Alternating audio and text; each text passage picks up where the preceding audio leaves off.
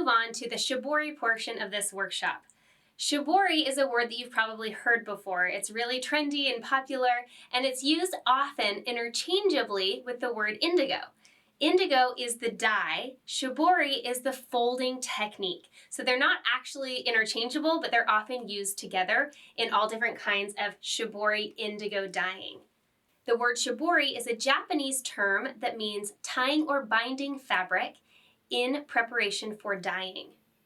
There's a lot of really beautiful Japanese traditional Shibori techniques, some of which involve the supplies that we're going to use today, and some involve really intricate needle and thread patterning to create super subtle and beautiful patterns. My favorite types of Shibori are the ones that create these big, bold patterns that are really fun to see and quite easy to create. In this course, I'm going to teach you 8 specific Shibori designs that you can use.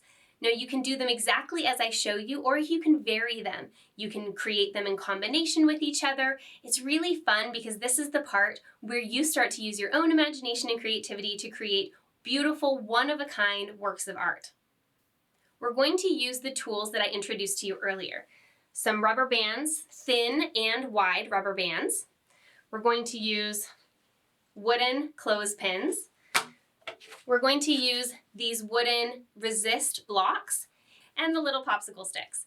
All of the 8 techniques that I'm going to show you today can be done using the simple supplies that came in your supply box or that you found when you were looking for supplies on your own. I'm going to throw in one addition that includes a couple supplies that are a little bit more specialty but create a really beautiful pattern. I don't expect you to have these supplies on hand, and it's not something that you need to do right now, but just so that you know that there's different levels you can go to in the future. This isn't particularly difficult, but you can use all different types of shapes for your pattern resist. So the square ones are what came in the box, but these round ones can be found online on Amazon or at a craft supply store. And these are used in tandem with a clamp like this that you can get at a home improvement store. I'm going to show you how to use these tools as kind of a bonus to create a really beautiful moon pattern that I have down here. I'll show it to you in detail a little bit further. For all of my patterns today, I'm going to be using these 100% cotton flour sackcloth dish towels. These are pre-washed and dried. In fact, any of the fabric that you use, whether it's clothing or bedding or linens, you want to make sure that it's washed and dried before you get started because it will shrink when it washes and dries the first time generally if it's natural fabric, and you just want to make sure that it maintains the pattern that you want. Because these are square-ish, they make a lot of the symmetrical patterns a lot easier, and so let's get started with the first design, shall we? The first design that I'm going to show you, I like to call white rings. It has a traditional Shibori name, but I'm just going to go with the easier one, white rings, that helps me remember as well what exactly it's going to look like. It's an example of it up here. So for this pattern and for all of the other patterns, you can choose whether you want to do it symmetrically, whether you want to be a little bit random with your design. In this one in particular, you have a lot of options. A simple white ring is formed by pinching a piece of your fabric anywhere that you'd like and then wrapping it with a rubber band. For thin white rings, I like to use the small rubber band, and I wrap it pretty tightly on top of itself so that it is taking up as little space as possible. That's how you get that little tiny white ring. As far as the diameter of the circle that you're creating, that is determined by how much space you have in the center of your circle. So this one, for example, is about an inch. That means that it's going to be a 2-inch wide circle. If I want to do it really small, then I'm going to make it a little bit tinier. If I want to do a big white ring, I could pinch, several inches here and make it a big white ring. So when this opens up, you can see that this would be this big white ring. So with the white ring pattern, one of the really traditional ways to do it is to create very symmetrical white rings across your whole towel. So in that case, if you're using these towels or any other type that have been pre-folded, it's kind of nice. You can just follow the fold lines. You can also use a ruler if you'd like and want to get specific and figure out exactly where your pattern is going to go. When I do the white ring pattern, I usually just get a little bit random. I like them small. They're also really cool big. You can even do some overlapping if you want. So just grab your little tiny rubber bands, start pinching and creating your little white rings wherever you want on your fabric. You can, again, do it symmetric. You could do just a few down the middle. You could do them all along the border. This is your time to be creative and to kind of go wild with this. If you want to do a little bit of a wider white ring, so that this has like the single thin line, because I'm wrapping the rubber band right on top of itself, it's creating a single resist line. I can create kind of a spider webby pattern that makes a wider kind of, spider web is the best way that I can think to describe it, design. And I do that by wrapping my rubber band down so that you can see how I've used about an inch of space with one rubber band. I'm wrapping it down and down and down over itself. So I'm gonna have a fatter kind of spider web line. This is an example of kind of what that looks like, just the spider webbing in general. So there's a couple different ways that you can use your rubber bands to create different types of patterns when you're doing the white ring. You can also use a more broad or wide rubber band to create a solid fatter line. So the technique is the same, but instead of using a thin rubber band, you overlap this fat one on top of itself. It just gives you a fatter line. Everywhere that's covered by that rubber band is going to remain white. That creates our rubber band resist, which gives us the white rings over our whole towel when we're finished. The second Shibori design that I want to share with you is something you might be familiar with if you've ever done American style tie-dye. This is a traditional bullseye pattern, or sometimes called concentric circles. This is an example where the center of the circle is actually off of the towel, so you can't see it.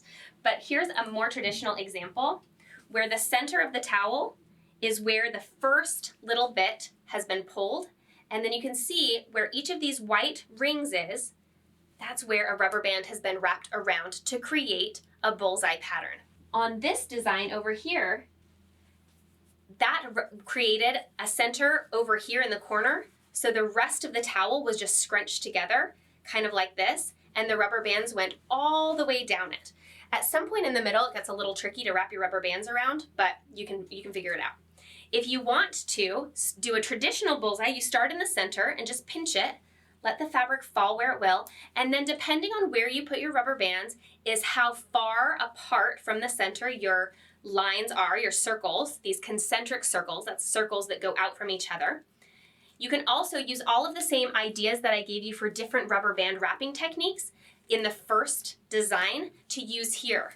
So for example, I could overlap my first line to make a tiny little white ring, and then I could do the spider webbing technique on my next line, so that's going to be a fatter kind of webbed circle, and then I could go down and do a couple more little lines.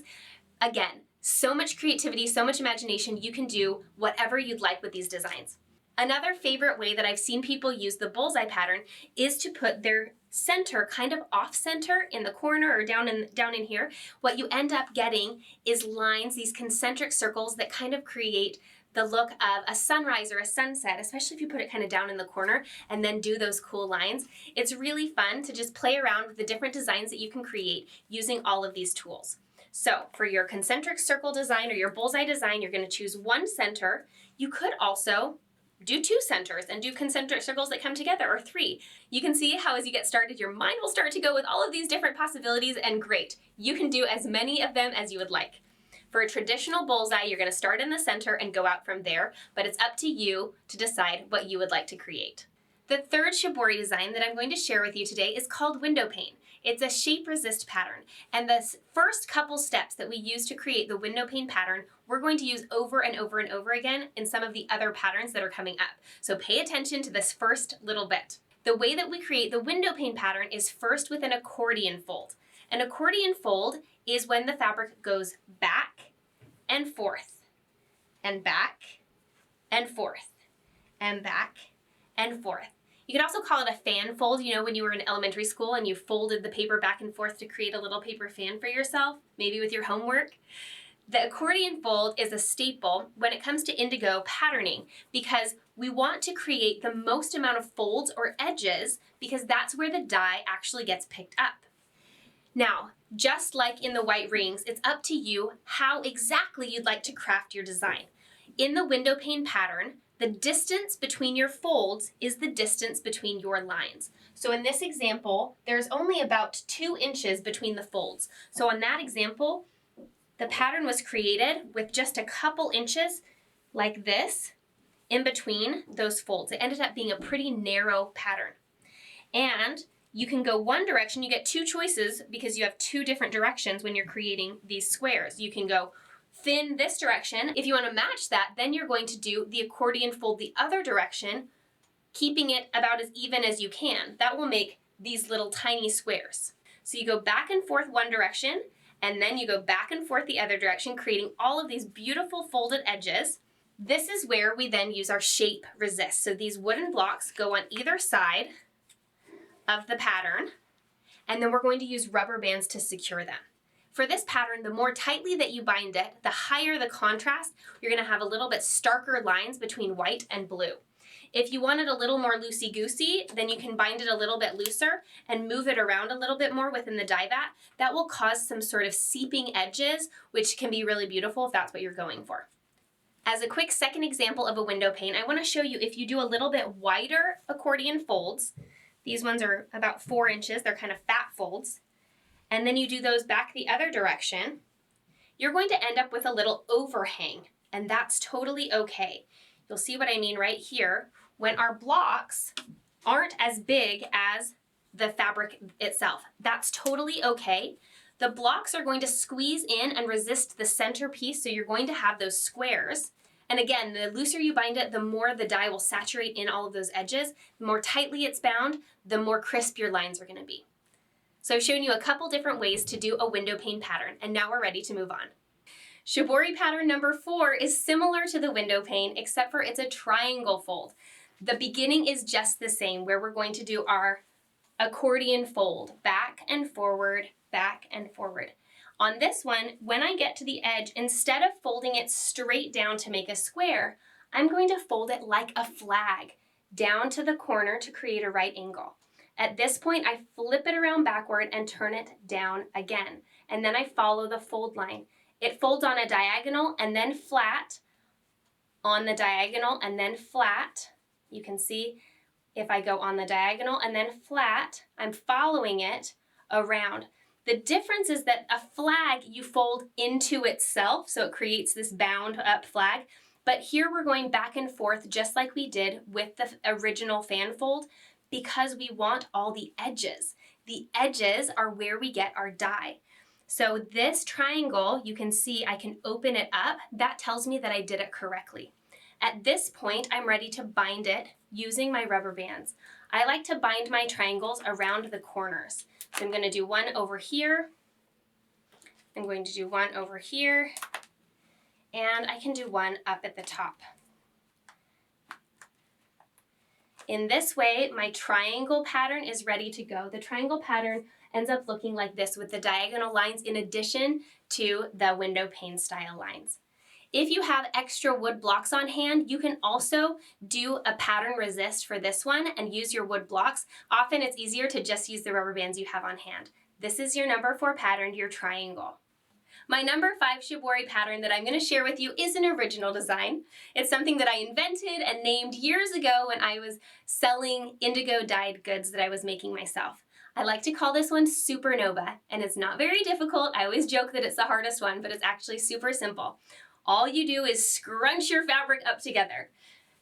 You can try to, make sure that you're not rolling it into itself so you keep all the different kind of variations that are interesting. But really, it's just like balling up your fabric as if you were going to toss it into a bin or your laundry basket, and then sort of loosely binding it with some rubber bands. The Supernova pattern, I call it Supernova because I think it kind of looks like a galaxy or like a Milky Way sort of situation. It's so simple, but it creates these really beautiful patterns like this one that I have right behind me. This is a supernova. Isn't it super cool? Number 5 pattern, super simple. The 6th Shibori pattern that I'm going to share with you is a crowd favorite. This is the square dot pattern. This is where those clothespins come in handy. It starts out the same as our window pane or a triangle, where you're doing a back and forth fan fold. The fan fold is going to become really familiar to you pretty soon. So you go back and forth, back and forth, back and forth. You can make it as even or as uneven as you hope. If you're really methodical, I have some perfectionists who like to measure and make sure that's all exact. There's some people who are a little more loosey-goosey. Either way works. Either way, the pattern is going to be beautiful. This is the same as the other 2 patterns, that the width of your fold determines the distance between your pattern itself. So in this one, I'm going to have about a 4-inch pattern. In my example here, I have a little bit closer. It's maybe about 2.5 inches. It doesn't matter, it just depends what you want to do. At this point, I'm going to actually fold this one in half one more time so that I can put my clamps on it easily. So along these folded edges, that's where I'm going to add my clothespins. The reason this makes a square dot is because the clothespin clamp, if you look at it closely, is a square. Now, you're going to have either 1 or 2 dots formed depending on how far you put in your clothespin. If you want just 1 dot, you clamp it on the very edge, leaving the fabric in this little hole of the clothespin. If you want a wider dot or 2 dots, you can go all the way to the hinge. That will leave 2 little dots or a wider rectangle dot on your pattern. It's up to you again. There's no right or wrong way to do this. It's just what you decide. You can do a straight across pattern where your clothespins are directly across from each other. This makes a symmetrical pattern on your towel. So your dot lines are going to be directly across from each other like on this example. Another traditional kind of fun way to do this is with a brick pattern. When you do a brick pattern, your clothespins are offset, which means that your lines end up a little bit shifted and offset in your finished towel. The way that you choose to do your square dot is totally up to you. I like all of them. You can do the clothespins close together, further apart. When you get down to the bottom corner of your fabric, you are ready to dip this one.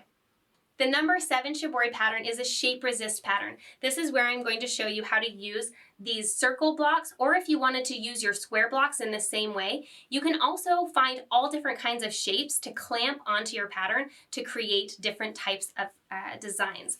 So it begins the same way as the window pane, the triangle, and the square dot with a, say it with me, accordion fold, right? So we're going to do our accordion fold on this pattern. Now these discs, like I mentioned, can be found at craft stores or online, and you're going to put them in the center just like you did with your window pane pattern, but instead of lacing them on with rubber bands, which creates just little lines that we want to avoid with this type of a shape resist pattern, this is why you use a clamp. When you use your clamp, it leaves space right in here for the die to get to this corner without leaving any different lines around it. So what we end up with at the end of this pattern is a beautiful shape resist like this. You can see where this one was folded exactly on the lines to create that shape resist pattern. Now you can do this with a circle, you can do it with a triangle, you can do it with a star shape. I've seen people cut their own hexagons and even some actual patterns, flowers and other types of things. If you want to do a specific shape, it's up to you to cut that shape out of either some thick cardboard or some balsa wood and create your own shape resist pattern. The 8th Shibori pattern that I want to show you ends up kind of like a stripe. We're going to use these popsicle sticks as our resist, and we're going to just create some thin lines. So for this one, we want to go as thin as we can.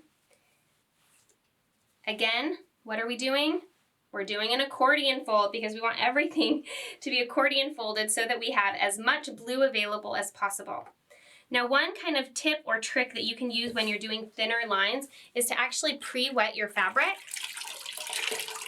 You can do this with any of the patterns that you choose, but when you have a little bit wet of a fabric, sometimes it sticks better to itself. In this case, I can do a lot more accurate of a thin fold when I have the fabric already wet so that it kind of sticks to itself, especially if I use the table. This is also the way that you would do a thinner window pane or triangle. Wet the fabric first so that you can have a little bit more accuracy when you're folding it, especially for you perfectionists out there. This helps so that you can stay a little bit more on track. So this is my thin accordion fold. I'm going to do the same thing back and forward the other direction. At this point, I'm going to add my popsicle sticks and then wrap the whole thing with rubber bands. I'm going to end up with a little bit of a stripy pattern where my popsicle sticks have been resisting the die right in the center of this line. Once I have that all bound up, it's ready to go. So there are your 8 Shibori folding techniques. You can choose one or a few or mix and match them all on the same towel. It really, the sky's the limit, it's up to you. There are so many styles and patterns and designs and ideas. Right now, it's your chance to unleash your creativity. Choose what you want to do with the fabric that you have on hand. Go ahead and choose your patterns, bind them, fold them, clip them, all of the things that you want to do, and then head into the next lesson where you have your fabric already prepared and ready to dye.